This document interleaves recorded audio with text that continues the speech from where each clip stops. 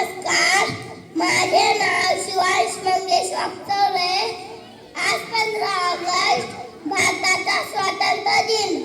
सर्वप्रथम सर्वांना स्वातंत्र्य दिनाच्या खूप खूप शुभेच्छा. याच दिवशी आपला भारत देश ब्रिटिशांच्या गुलामगिरीतून मुक्त झाला. त्यासाठी अनेक नेत्यांनी आपल्या प्राणाचे बलिदान दिले. तेव्हा आपली भारत माता स्वतंत्र झाली.